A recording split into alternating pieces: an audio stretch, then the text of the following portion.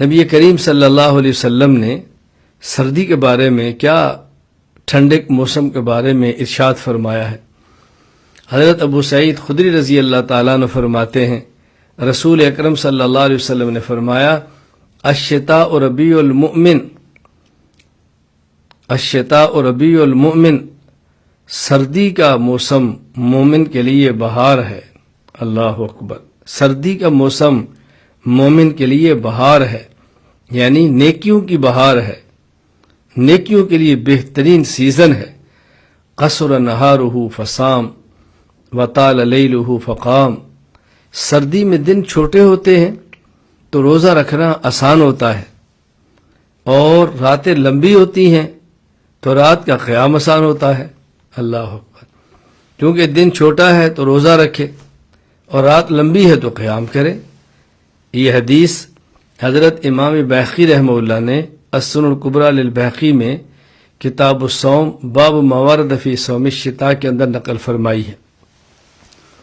اسی طرح حضرت انس رضی اللہ تعالیٰ عنہ فرماتے ہیں، رسول اکرم صلی اللہ علیہ وسلم نے ارشاد فرمایا، الصوم فی الشتاء الغنیمۃ الباردہ، الصوم فی الشتاء الغنیمۃ الباردہ۔ اللہ اکبر، الصوم فی الشتاء الغنیمۃ الباردہ، آپ نے کیا پیاری بات فرمائی۔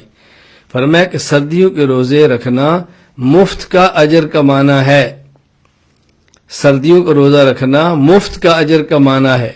یعنی سردیوں میں ویسے بھی آدمی کو دن کو کھانے کی طلب نہیں ہوتی، پانی کی طلب نہیں ہوتی، ایک آدھ کپ چائے پانی پر بھی گزارا ہو جاتا ہے، مفت میں روزہ رکھ لے اور مفت میں اجر کمائے۔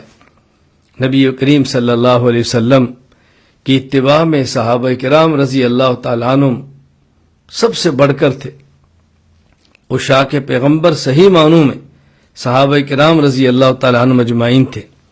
حضرت انس رضی اللہ عنہ کی روایت امام طبرانی نے المعجم الصغیر میں نقل فرمائی ہے۔ صحابہ کرام میں سے عبداللہ بن مسعود رضی اللہ تعالیٰ عنہ، سبحان اللہ، بڑے بلند پایا صحابی ہیں، 8ویں نمبر پر ایمان لانے والے صحابی ہیں اور مہاجر ہیں، بڑی مشقتیں برداشت کی ہیں۔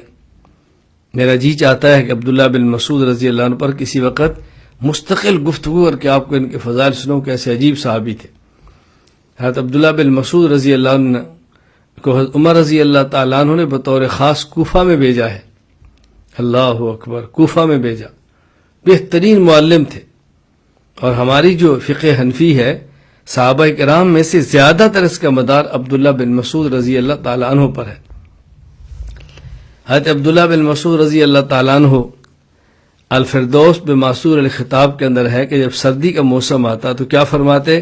فرماتے مرحبا بالشتاء، اللہ مرحبا بالشتاء، مرحبا بالشتاء، سردی کے خوش آمدید۔ ہم آنے والے مہمان کہتے ہیں خوش آمدید، مرحبا مرحبا۔